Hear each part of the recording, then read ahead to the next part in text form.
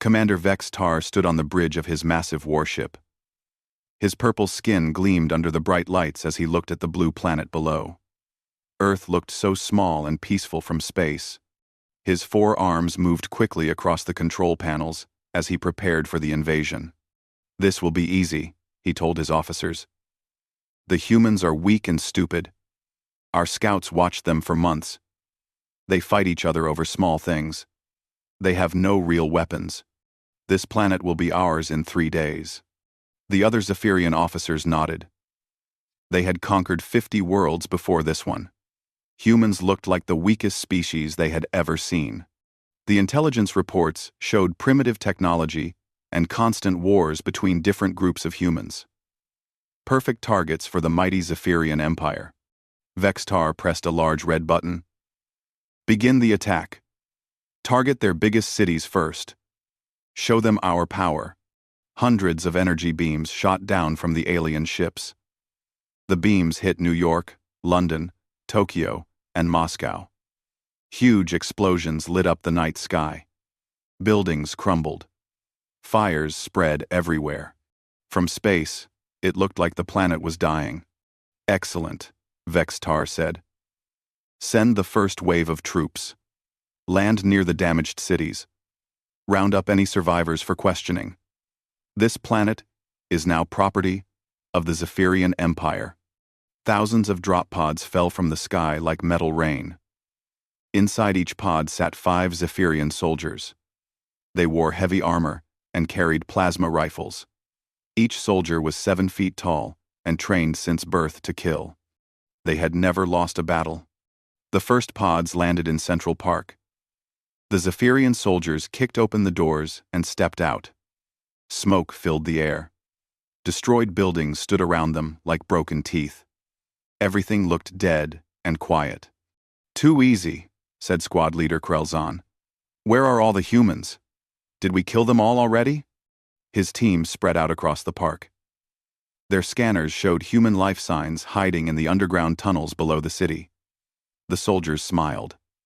Humans were hiding like scared animals. This would be fun. But something felt wrong. The intelligence reports said humans would fight back with crude weapons. They said human soldiers would attack in large groups with loud battle cries. Instead, everything was silent. Even the air felt dangerous. More drop pods landed across the city. Soon, 10,000 Zephyrian soldiers walked through the empty streets.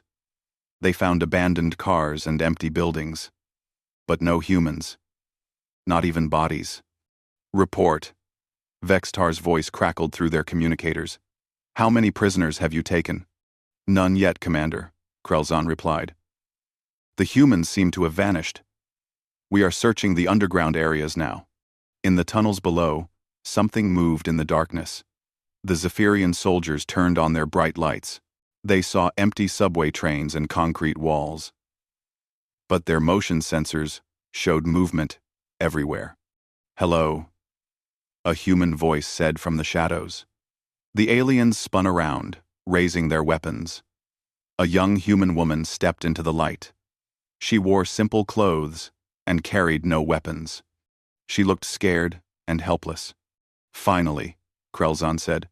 "A survivor. You there, human female. You will come with us for questioning." The woman nodded. "Of course." "You dare question us?" Krelzon laughed. "You are now slaves of the Zephyrian Empire. Slaves do not ask questions." "Just one question," the woman said calmly. "Are you sure you invaded the right planet?" Krelzon frowned.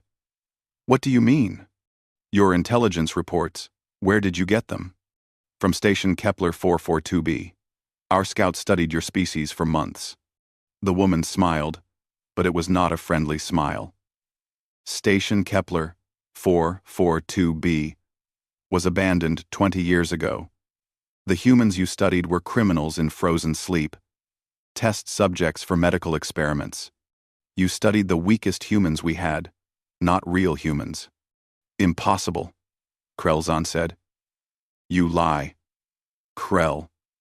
Road. Road. Road. "Do I?" The woman raised her hand. The lights in the tunnel went out. Emergency red lights turned on, casting everything in blood-colored shadows. Suddenly, the tunnel filled with new sounds: footsteps, metal clicking, heavy breathing, but not from the Zephyrians. "You see," the woman continued, "real humans are different. We have been waiting for aliens to invade us for 500 years. We have prepared, we have trained, and we have been very, very patient." The red lights revealed hundreds of humans surrounding the alien soldiers. But these humans looked nothing like the weak creatures from the intelligence reports. They wore black armor and carried weapons the Zephyrians had never seen before. Their eyes glowed with a strange light in the darkness. "The humans you studied were sleeping prisoners," the woman said. "We are awake humans. There is a big difference." Krelzan tried to raise his weapon, but human hands grabbed him from all sides. Strong hands. The other Zephyrian soldiers screamed as more humans emerged from every shadow, every corner, every hidden place. Above ground, the same scene played out in every city. Zephyrian soldiers found themselves surrounded by humans who moved like ghosts and fought like demons. The aliens' plasma weapons were torn from their hands. Their armor was ripped apart like paper. On his ship, Commander Vextar watched his troops disappear from his screens one by one. The life signs of his soldiers winked out faster than he could count. In less than an hour, 10,000 of his best warriors had vanished. "Sir," his communications officer called out, fear in his voice, "we are receiving a transmission from the planet's surface." "Put it on screen," Vextar ordered. The screen showed the same human woman from the tunnel. Behind her stood rows of Zephyrian soldiers, but now they were tied up and looked very afraid. The woman's smile was still not friendly. "Hello, Commander Vextar," she said. "My name is Sarah Kim. I am a general in the Human Defense Forces. I believe these soldiers belong to you." Vextar stared at the screen. "General?" The reports said humans had no real military organization. One people. "I have an offer for you." General Kim continued. "You can leave our solar system now and never return, or you can send more soldiers down here. We would actually prefer the second option. We have not had good target practice in decades." The transmission ended. Vextar looked around his bridge. His officers stared back at him with wide eyes. For the first time in his long military career, the great Commander Vextar did not know what to do. Below them, Earth waited quietly. But now, it did not look small and peaceful anymore. It looked hungry.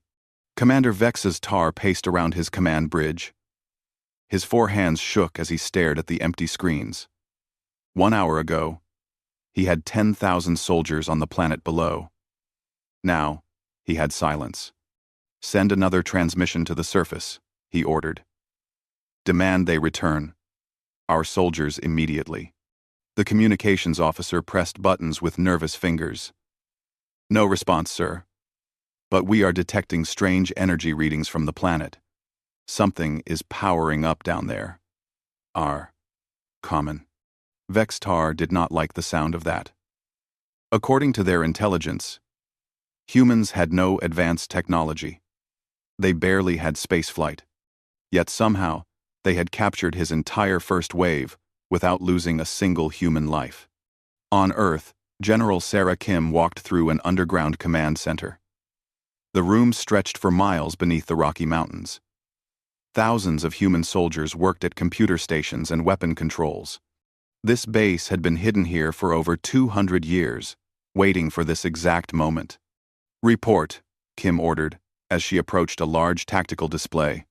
Colonel Marcus Chen saluted. "All Zephyrian soldiers have been captured and secured.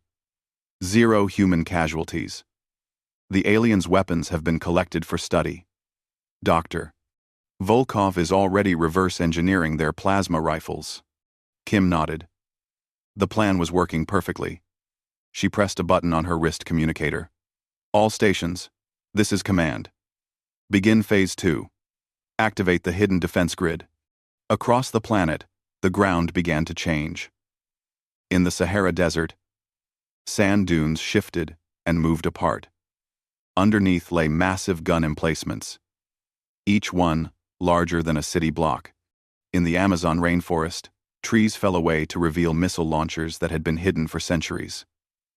At the bottom of the Pacific Ocean, weapons platforms rose from the deep like sleeping giants waking up. The Zephyrian ships detected the new energy signatures immediately. Alarm bells rang throughout their fleet. "Sir," the tactical officer shouted, "we are reading weapons lock from the planet's surface. Massive energy signatures. How is this possible?" Vextar felt cold fear in his stomach. "Impossible. The intelligence reports showed no advanced weaponry. The intelligence reports were wrong about many things," came a new voice. Vextar spun around. On his main screen stood a human male in a black military uniform. The man had calm eyes and a patient smile. Behind him, Vextar could see sophisticated technology that looked more advanced than anything in the Zephyrian fleet. "I am Captain Jin Sato of the Human Space Defense Corps," the man said. "I am transmitting from our command ship, which is currently docked inside the moon you see in your sky." "Inside the moon?" Vextar whispered. "We have been preparing for your arrival for 5 centuries," Captain Sato continued. "Our ancestors knew that one day, aliens would try to invade our world. So we prepared. We trained. We built weapons. And most importantly, we learned to be patient."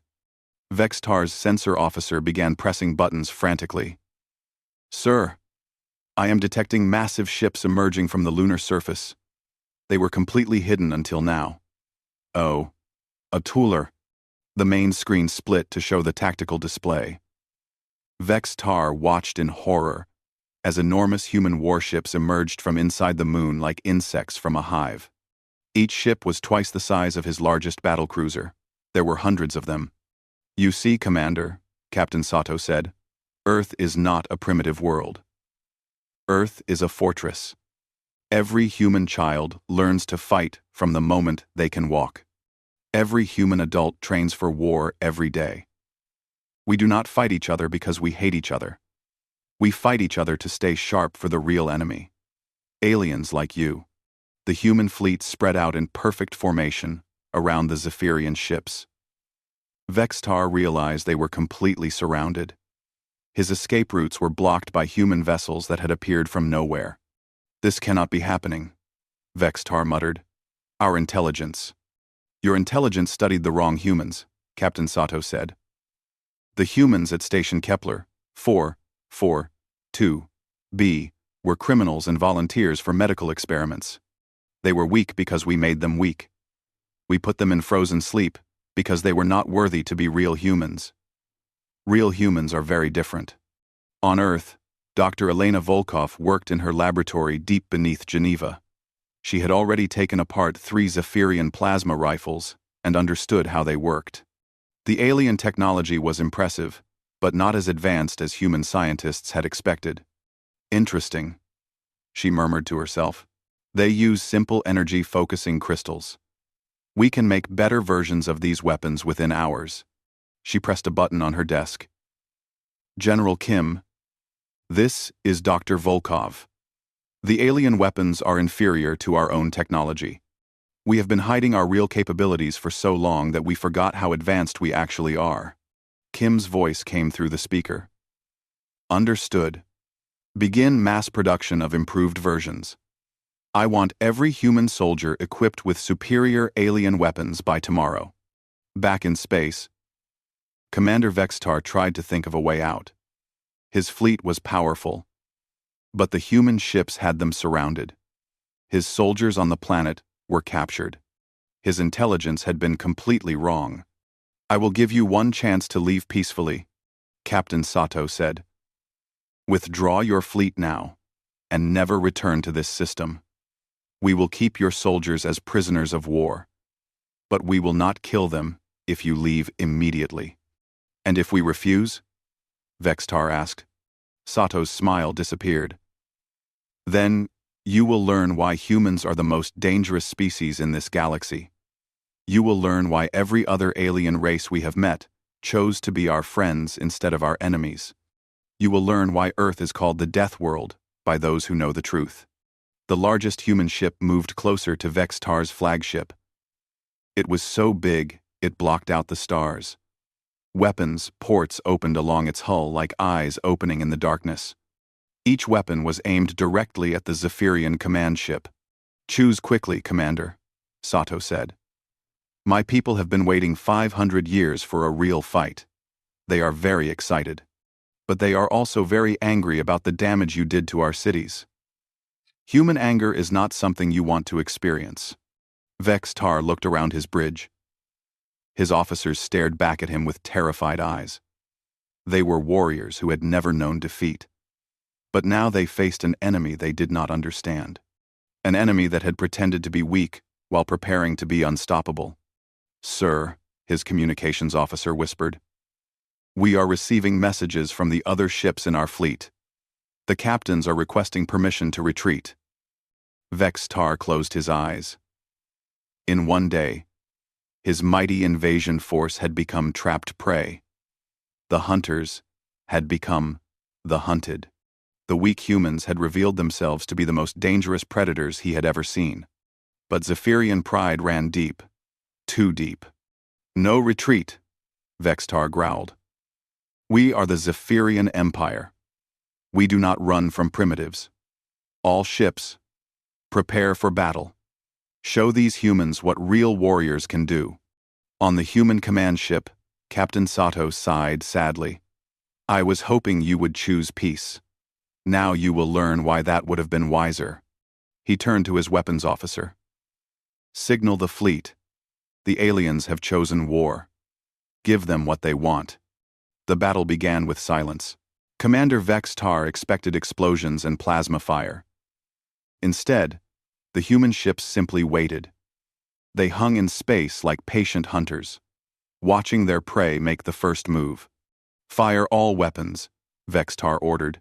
"Target their largest ship." The Zephyrian fleet unleashed everything they had. Hundreds of plasma beams and energy torpedoes raced through space toward the human vessels. The weapons hit their targets and exploded in brilliant flashes of light. But when the light faded, the human ships were still there, completely undamaged. "Impossible," Vextar breathed. "Our weapons passed right through them." "Holographic projections," Captain Sato's voice said calmly through the communicator. "We learned that trick from studying your own technology. You have been firing at empty space for the past 5 minutes." The real human ships materialized around the Zephyrian fleet like ghosts, becoming solid. They had been invisible the entire time, using cloaking technology that made Zephyrian stealth systems look like children's toys. "Now," Captain Sato said, "let us show you how humans fight." The human attack was swift and precise. Instead of destroying the alien ships, they targeted specific systems. Engine cores went dark. Weapon systems failed. Life support flickered, but remained active. Within minutes, the entire Zephyrian fleet was helpless, but alive. "You see," Captain Sato explained as human marines boarded the disabled alien vessels. "Humans do not waste resources. Your ships are now ours. Your technology belongs to us. Your soldiers will be questioned and then imprisoned. You have given us everything we need to find your homeworld." Vextar felt sick. The humans had not just defeated them, they had captured them without killing anyone. It was the most humiliating defeat in Zephyrian history. On Earth, General Kim watched the space battle through her command screens. Everything was going perfectly, but she knew this was only the beginning. "Colonel Chen," she called out, "prepare the pursuit fleet. I want to know where these aliens came from." "Yes, ma'am," Chen replied. "The captured navigation computers should give us their home coordinates within hours." Kim nodded. The plan had always been more than just defending Earth. If aliens had found them once, others would try again. The only way to ensure Earth's safety was to make sure the galaxy knew what happened to species that attacked humans. Dr. Volkov entered the command center carrying a strange device. "General, I have finished analyzing the alien faster-than-light drive system. It is actually quite primitive compared to our own technology. But more importantly, I can track where they came from." "Excellent," Kim said. "How long until we can mount a counterattack?" "Our ships can be ready within 6 hours," Dr. Volkov replied. "But I recommend we take prisoners with us. Let the aliens see what humans can do when we are truly angry." Meanwhile, Captain Jin Sato stood in the docking bay of the captured Zephyrian flagship. Human soldiers escorted alien prisoners past him in long lines. The Zephyrians looked confused and afraid. They had never been prisoners before. Sato approached Commander Vextar, who sat alone in a holding cell. The alien leader stared at the floor, with defeat in his eyes. "Your intelligence reports were very detailed," Sato said. "Your scouts watched humans for months. But they made one critical mistake." Vextar looked up. "What mistake?" "They assumed the humans they saw were real humans living normal lives," Sato explained. Station Kepler 442b was a research facility. The humans there were test subjects, criminals and volunteers who agreed to be studied in exchange for reduced sentences or payment to their families. They were kept weak and drugged to make them easier to control. "Then what are real humans like?" Vextar asked.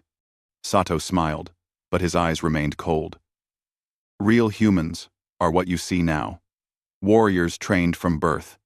Scientists who can reverse engineer alien technology in hours. Strategists who plan for wars that might happen centuries in the future. We are what happens when evolution creates the perfect predator and then gives it intelligence." "Why did you hide your true nature?" Vextar demanded.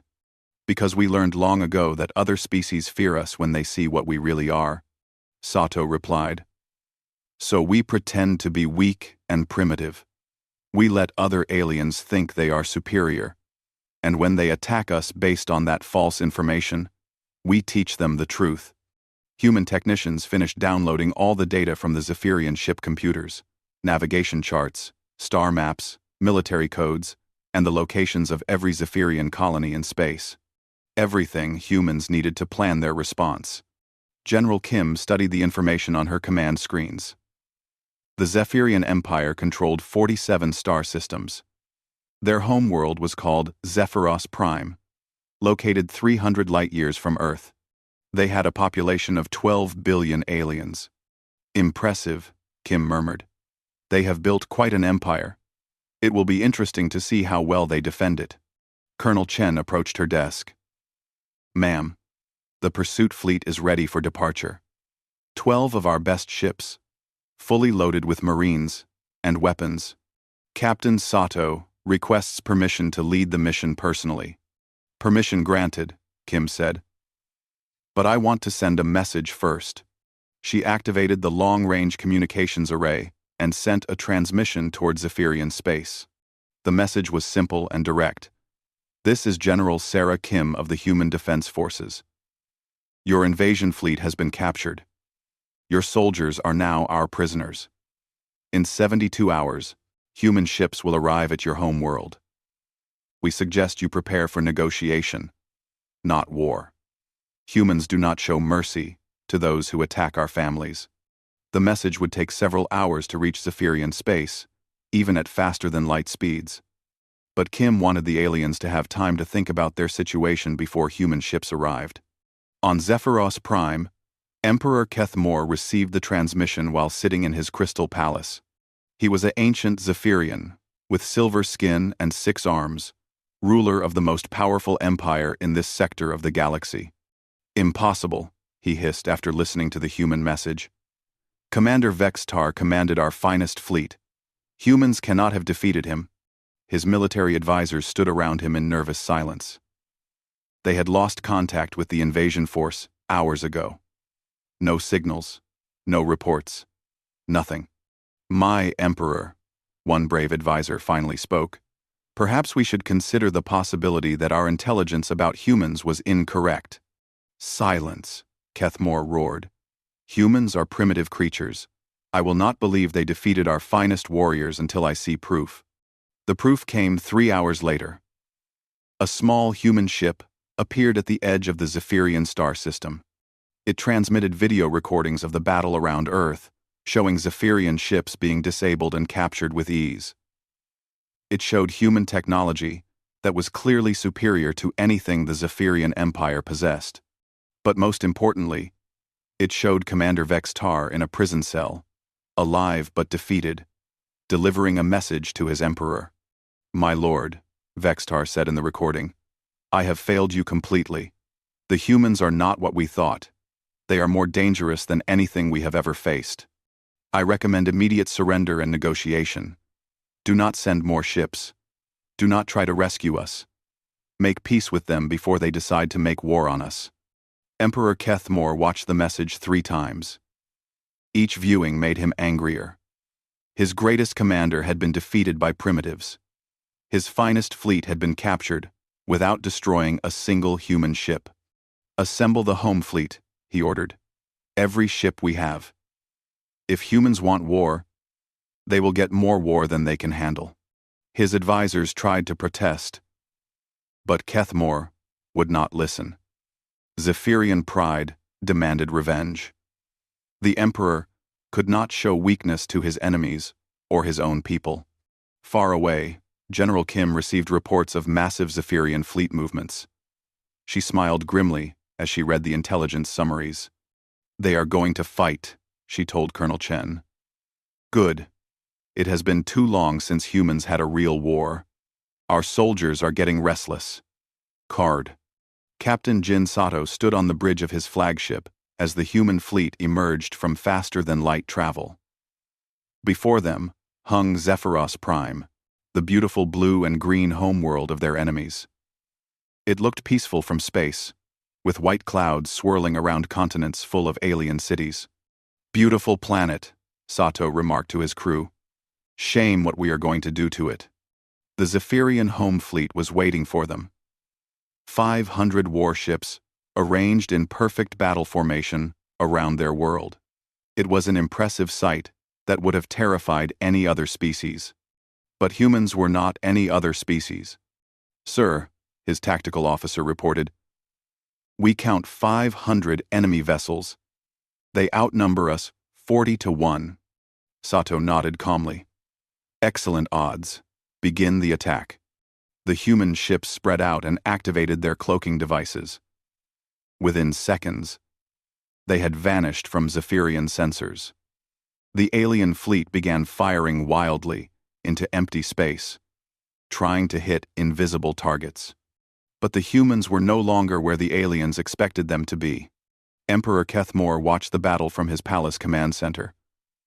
His military advisors stood around him, all staring at tactical displays that showed nothing but chaos. "Where are they?" Kethmore demanded. 500 ships cannot just disappear." "Unknown, my emperor," Admiral Zexkol replied nervously. "Our sensors detect nothing, but our ships are reporting weapon impacts from unknown sources." On the displays, Zephyrian vessels began going dark one by one, not destroyed, but disabled.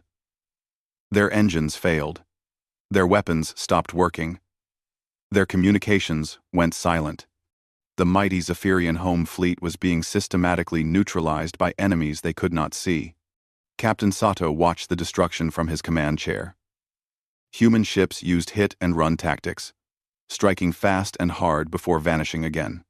They targeted specific systems, leaving the alien ships helpless but intact. "Remember," Sato told his crew, "we want prisoners, not corpses. Dead aliens cannot tell other species what happens to those who attack humans." The battle lasted exactly 17 minutes. When it ended, the entire Zephyrian home fleet floated motionless in space. 500 of their finest warships had been captured without the loss of a single human vessel. "Impossible," Emperor Kethmore whispered, staring at the tactical displays. This cannot be happening. His palace shields flickered and died. Emergency lights activated throughout the building. Outside the windows, he could see human ships descending toward the surface like dark angels of vengeance. Admiral Zexkol turned to his emperor with fear in his eyes. "Sir, we are receiving a transmission from the human fleet." "Put it on screen," Kethmore ordered. Captain Sato appeared on the main display. Behind him, Kethmore could see human marines escorting Zephyrian prisoners through the corridors of captured ships. The human looked calm and professional, like a businessman discussing a simple transaction. "Emperor Kethmore," Sato said politely, "I am Captain Jin Sato of the Human Space Corps. I believe you sent an invasion fleet to attack our homeworld." "You dare address me directly?" Kethmore snarled. "I am Emperor of the greatest military power in this sector." "You were Emperor of a great military power," Sato corrected. "Now you are Emperor of nothing. Your fleet has been captured. Your planet is under our control. Your empire no longer exists." Kethmore felt his heart stop beating. "What do you want?" "Justice," Sato replied simply. "You attacked our world without warning. You tried to kill our families. You bombed our cities. Now, you will face the consequences of those actions." Human landing craft descended on every continent of Zephyros Prime.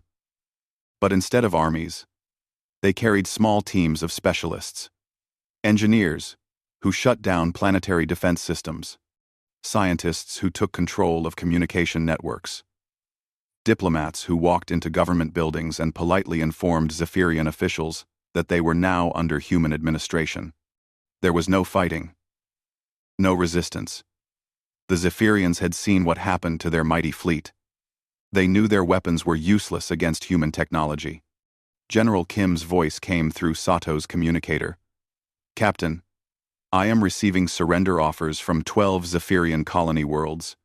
They heard about the battle and want to negotiate before we arrive." Sato smiled. "Tell them we will consider their offers.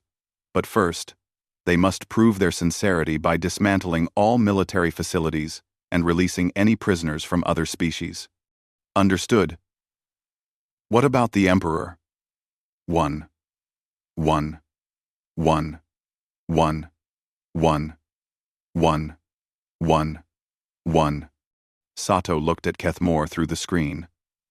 The alien ruler sat on his crystal throne, but he no longer looked like a mighty emperor. He looked like a frightened old creature who had made a terrible mistake. "The Emperor will face trial for war crimes," Sato announced. "Along with every officer who participated in the attack on Earth. They will be judged by the same standards they used when they invaded defenseless worlds." "This is outrageous," Kethmore protested. "I am the rightful ruler of this empire. You cannot simply take away my authority." "We just did," Sato replied. "Your authority came from military power. Since you no longer have military power, you no longer have authority.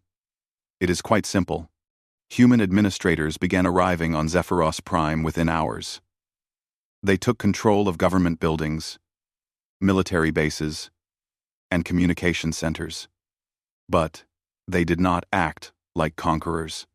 They acted like efficiency experts taking over a badly managed company. Dr. Elena Volkov studied Zephyrian technology from a laboratory in their former capital city. She was amazed by how primitive their systems were compared to human science. "General Kim," she reported through her communicator, "the Zephyrian Empire was built on outdated technology and brute force. Their weapons are centuries behind our current capabilities. Their faster-than-light drives are so inefficient it is amazing they could travel between stars at all." "How did they conquer so many worlds?" Kim asked. "By attacking species even more primitive than themselves," Volkov replied. "They never faced real opposition before. They chose their targets carefully, always picking on weaker civilizations. Like they thought they were doing with us?" "Exactly. They were bullies who finally picked a fight with someone stronger." Colonel Marcus Chen, led human forces through the Zephyrian capital. Everywhere he looked, he saw alien civilians staring at human soldiers with mixture of fear and amazement. The humans were not what the Zephyrians had expected. "Sir," one of his lieutenants reported, "we have secured all government buildings. The Zephyrian officials are cooperating fully. They seem genuinely shocked by our technology and tactics." Chen nodded. "They thought they were invading a primitive world. Instead, they attacked the most dangerous predators in the galaxy. I almost feel sorry for them, but not quite sorry enough to show mercy." Emperor Keth Mor was brought before a human tribunal 3 days later. He sat in chains while human judges reviewed the evidence against him. The charges were simple: unprovoked invasion, attempted genocide, and crimes against multiple sentient species. "How do you plead?"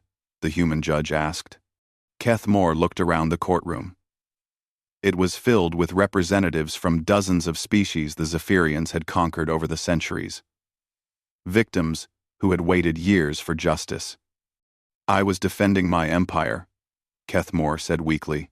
"By attacking a planet that had never threatened you?" the judge replied. "By bombing cities full of civilians?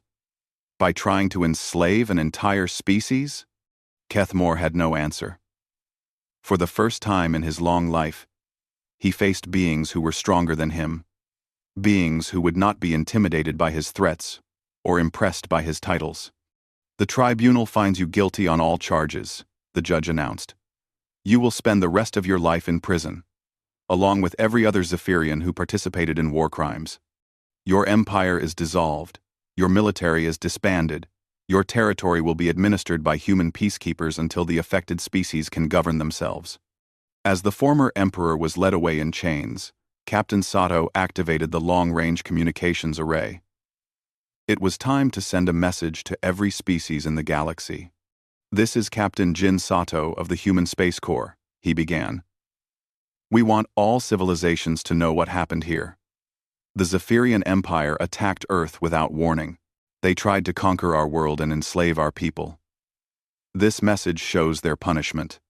The transmission included video recordings of the space battle, the capture of Zephyros Prime, and the trial of Emperor Keth Mor. It showed exactly what happened to species that attacked humanity. "Humans offer friendship to all peaceful civilizations," Sato continued. "We seek trade, knowledge, and cooperation with any species that approaches us in peace. But we also promise swift and total destruction to anyone who threatens our world or our people." The message reached every corner of the galaxy within months. Alien civilizations that had been planning their own invasions of primitive Earth suddenly changed their minds. Others sent diplomatic missions offering treaties and trade agreements. Humanity had announced itself to the galaxy in the most effective way possible.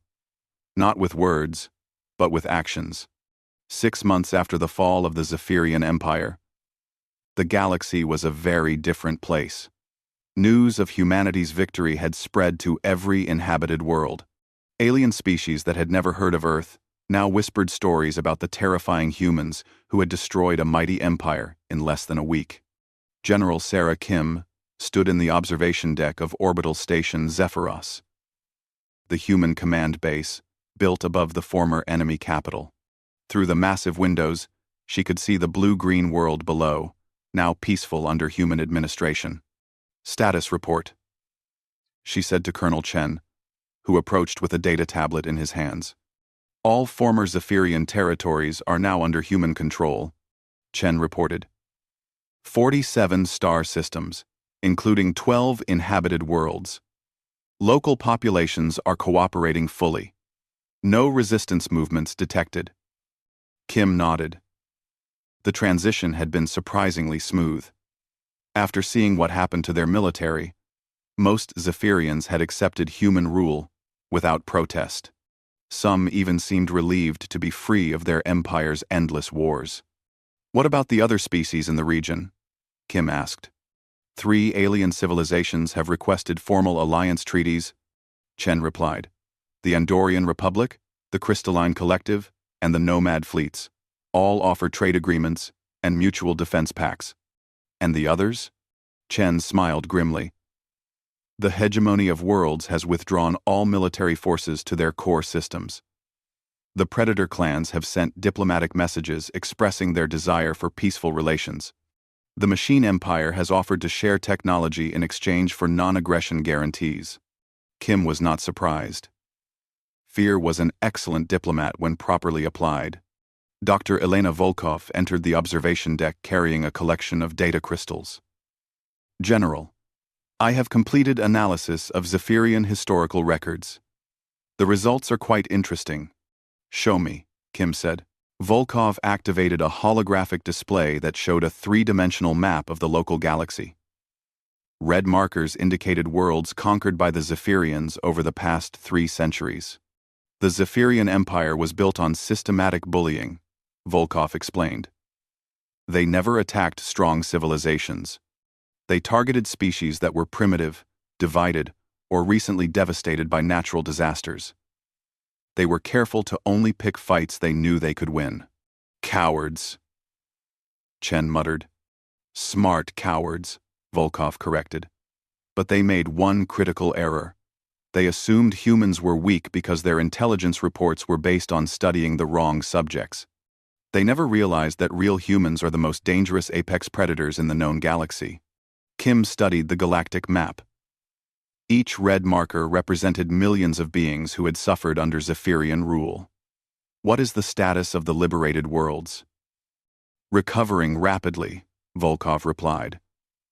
Most species had their technology and culture suppressed by their Zephyrian overlords. Now that they are free, they are rebuilding quickly. Many have expressed gratitude for human intervention. On the planet's surface below, former Emperor Keth Moore sat in his prison cell, reading reports from across his former empire. Every day brought news of worlds celebrating their liberation. Former slave species were rebuilding their civilizations. Conquered peoples were reclaiming their independence. Everything he had built over 3 lifetimes was gone, destroyed by creatures he had dismissed as primitive animals. A human guard approached his cell. You have a visitor. Prisoner. Captain Jin Sato entered the detention area. He looked calm and professional, as always. He carried a data tablet and wore the uniform of a human diplomatic officer. Hello, Keth Moore, Sato said politely. I hope you are being treated well. The former emperor glared at him. What do you want, human? Information, Sato replied. We are still finding worlds that were damaged by your empire. Species that need help recovering. We want to make sure we locate everyone who needs assistance. Why do you care?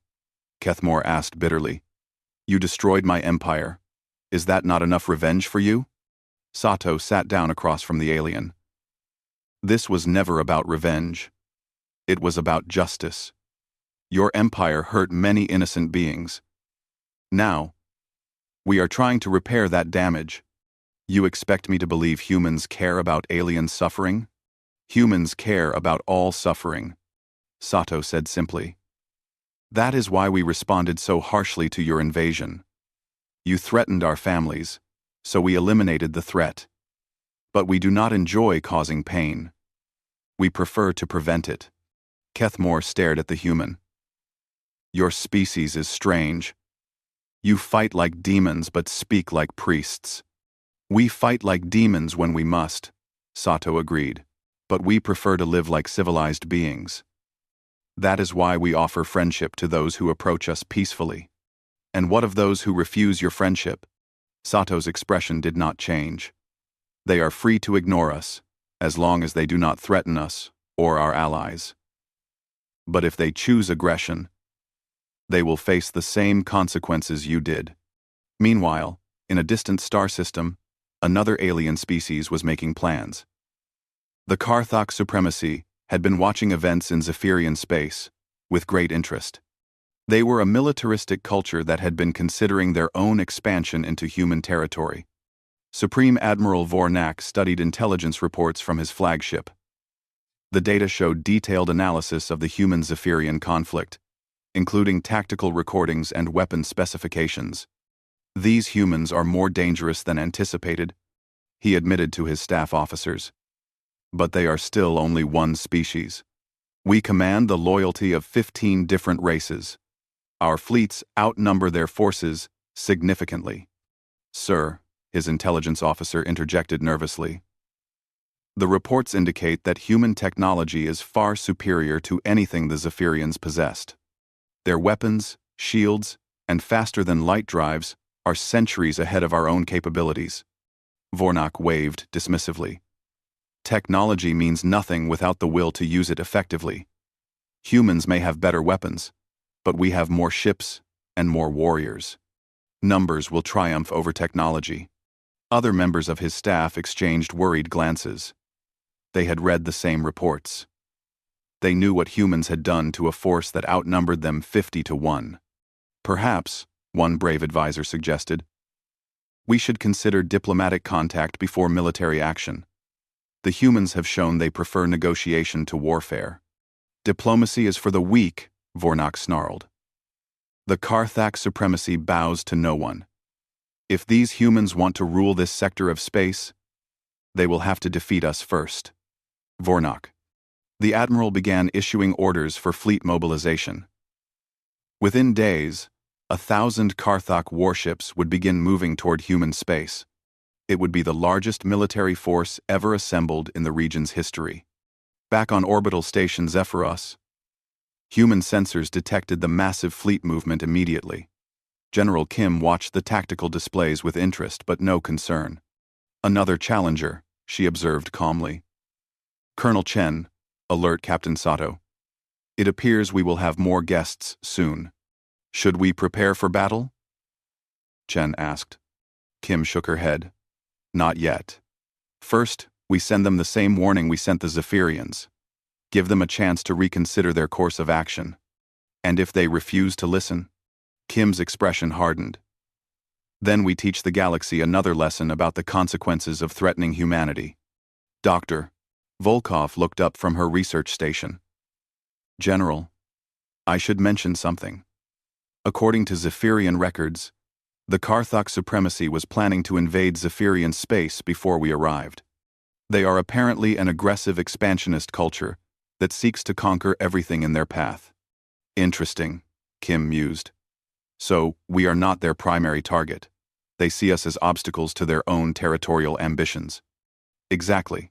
Which means they will not be deterred by diplomatic warnings. Their entire culture is built around military conquest. Kim nodded slowly. Then we will have to be more direct in our response. She activated the long-range communications array and sent a message toward Karthak space. But this transmission was different from the polite warnings sent to other species. This message was simple and absolute. This is General Sarah Kim of the Human Defense Forces. We are aware of your fleet movements toward our territory. You have 24 hours to reverse course and return to your own space. If you continue your advance, you will be treated as an invading force and destroyed accordingly. This is your only warning. The message reached Supreme Admiral Vornak 12 hours later. He read it 3 times, then began laughing. They threaten us? He roared to his bridge crew. One species against the combined might of 15 races? These humans have become overconfident after their victory against the weakling Zephyrians. Sir, his communications officer said hesitantly, perhaps we should consider their warning seriously. The intelligence reports show they are extremely dangerous when provoked. The intelligence reports show they defeated an enemy that outnumbered them 50-1. Vornak replied. We outnumber them nearly 100-1. The mathematics are simple. Increase speed to maximum. We attack human positions in 36 hours. Far ahead of the Karthak fleet, hidden human sensor stations detected their approach and transmitted the information back to General Kim. She read the tactical analysis with grim satisfaction. They refused our warning, she told her staff. Very well. It is time to demonstrate that the fall of the Zephyrian Empire was not a lucky accident. She turned to Captain Sato, who had returned from his diplomatic mission to the prison facility. "Captain, prepare the Second Fleet for departure. It appears some beings only learn through experience." "How many ships?" Sato asked. Kim smiled coldly. "Just yours. One ship should be sufficient to handle this situation. Against 1,000 enemy vessels? Against 1,000 enemies who are about to learn why Earth is called the Death World.